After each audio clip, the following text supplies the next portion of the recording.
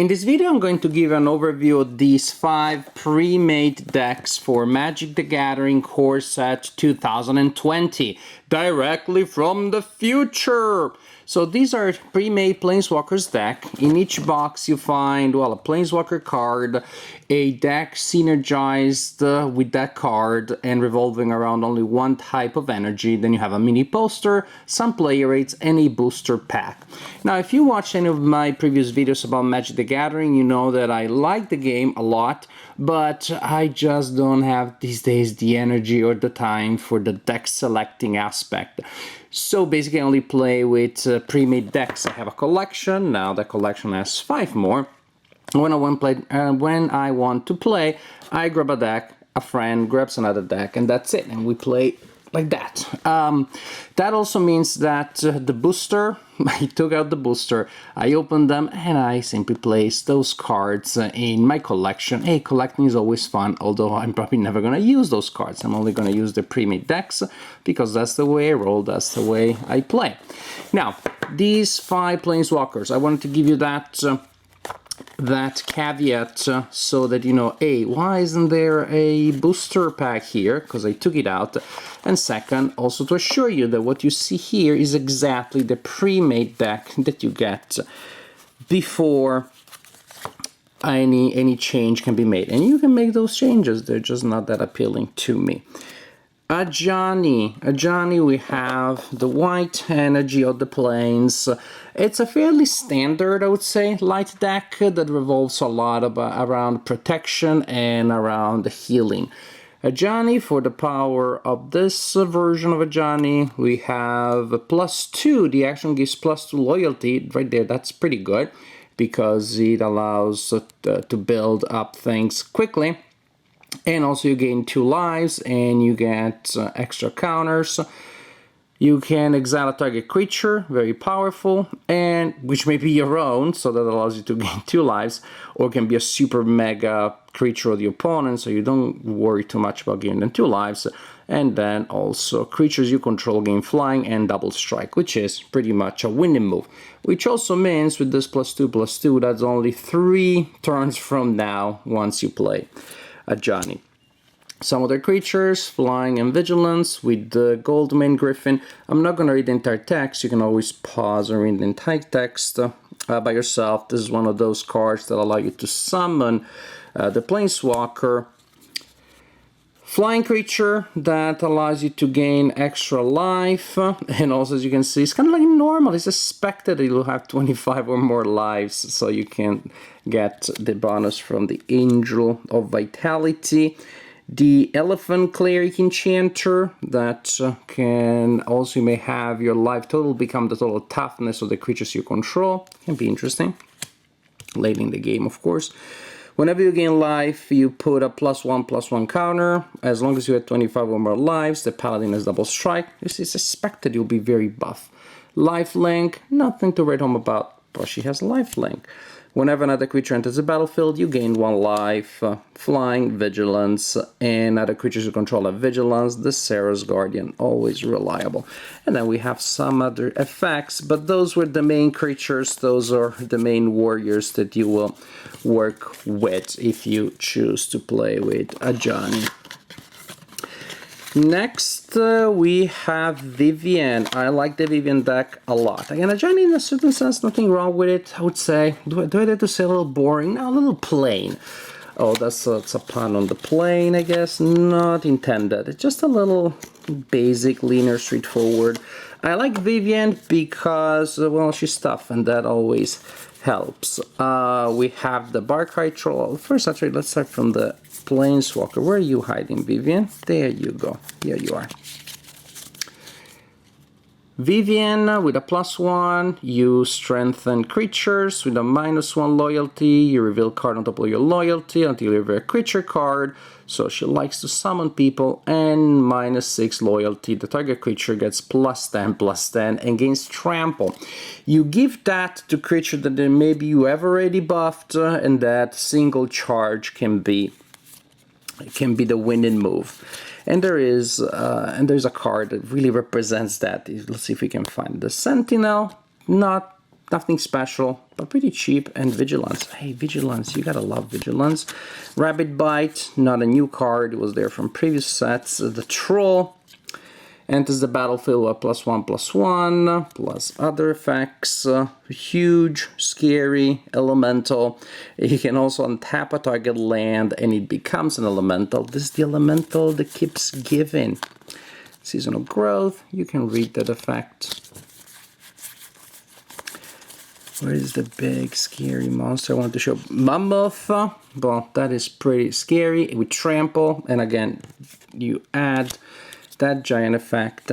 Oh, I like the crocodile, which does not summon Vivien, but gets an extra, becomes more stronger when Vivien is around.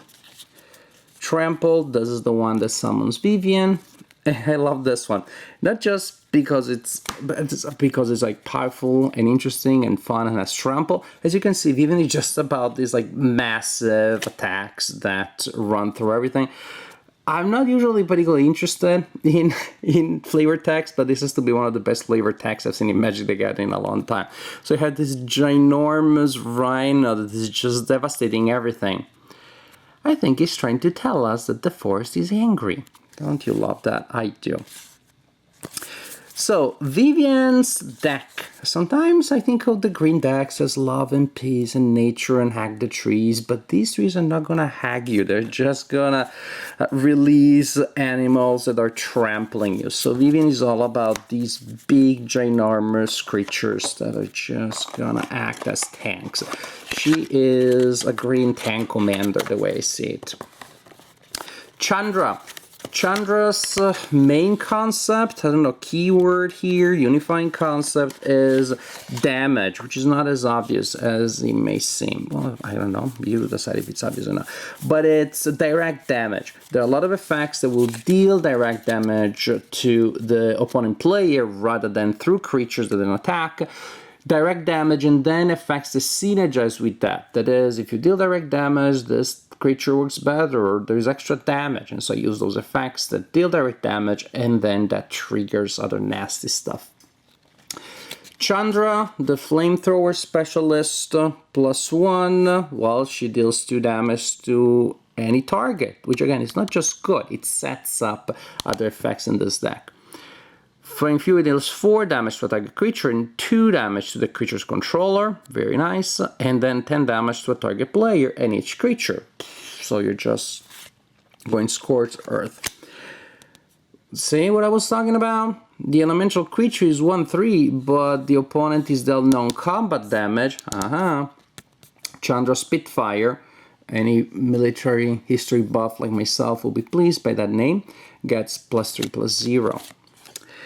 Then we infuriate people. Chandra's outrage deals 4 damage to a target creature and 2 damage. So see, it's very straightforward. I'm just going to inflict damage. The Pyroclastic Elemental deals 1 damage to a target player. We can sacrifice this creature here to deal 2 damage to any target. I think you catch the drift. Whenever the Score Speeder attacks, deals 1 damage to a player or Plainswalker. The Mastiff. And I guess you get a sense of some of the... Oh, Shock deals 2 damage to any target. I think you get a sense. You've got a sense by now. Kids love to play this one. I play with young players. That's one of their favorite decks. You know why? Because it's just so uncomplicated. Now we go to Yanling, the blue deck, and her keyword is flying. I think about swimming when I think about water, but then water evaporates, and that's, I guess. She just is the...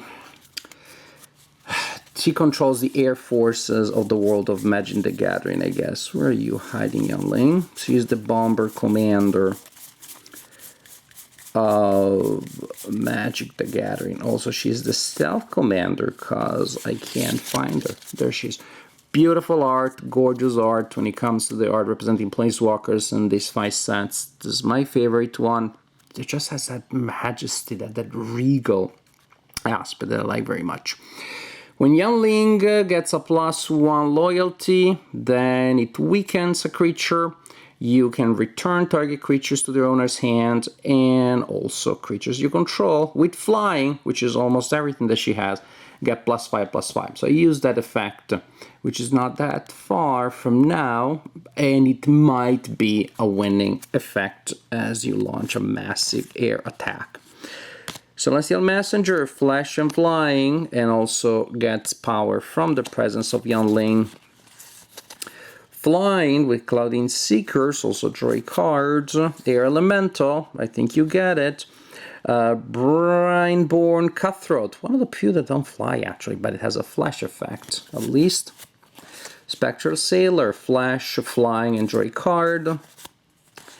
Etc, etc. Now, very often I've seen this happening in Magic. A player has a deck with flying and the other people don't fly, and that's it, and that's the end of the game.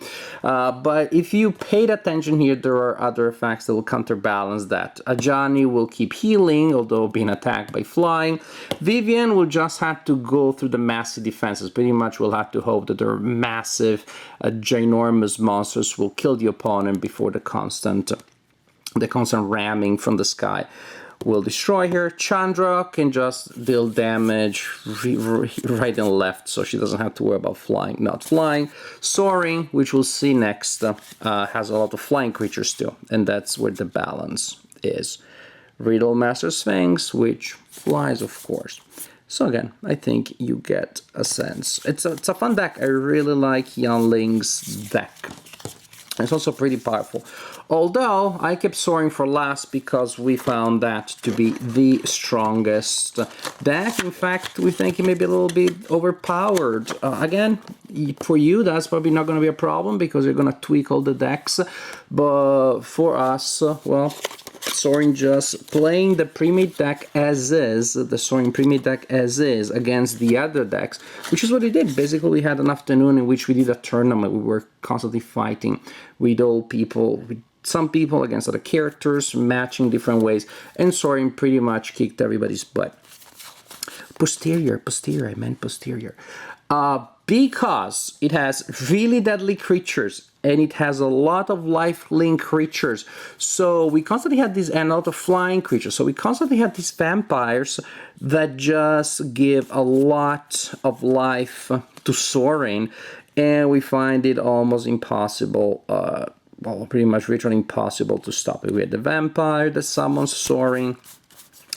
This is the idea. It's in true vampire fashion. He keeps healing. He keeps drinking a lot of blood.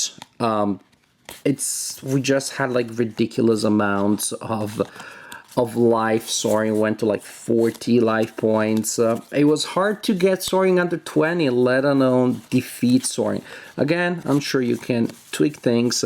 And there's even, to me, a use in a really strong deck, even the way I play it, because then it allows me to create balance. If I'm playing a game against a very young player or a player that never played Magic the Gathering before, then I give them Sorin and I take another deck which is just as good and I still have a good challenge. But per se, we just find Sorin that between the flying effects and the lifelink effects and the healing effects, just really excellent synergy.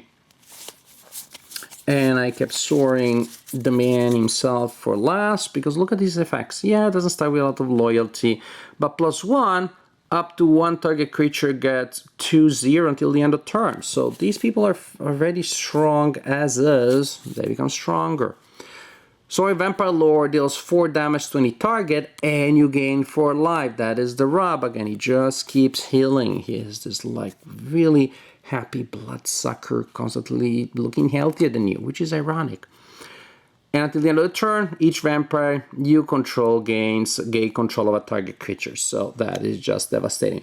But actually, Soaring's synergy with the creatures in the deck is so powerful that you don't even need to get to the winning move. And sometimes actually I've seen just the Soaring's people destroying everybody else with barely any help from Sorin because the synergy in the deck is so strong.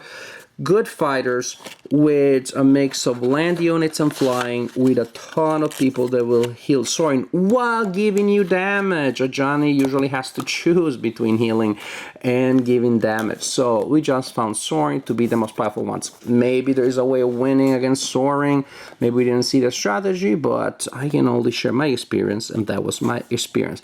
Overall, these 5 decks are fun. They play different from one another. They have a certain classic feel to them, especially Ajani, which is okay. Very often with these core decks, you're gonna have starting players, new players, trying the game. Each deck will allow you to become really familiar with some of the typical effects of the various types of energy. Overall, I'm happy to have added these 5 decks to my collection, because now there's more variety when I play my Magic the Gathering Mega Arena with pre-made decks. These 5 decks are fun, and so I'm glad that I have them and I can play with them in the future.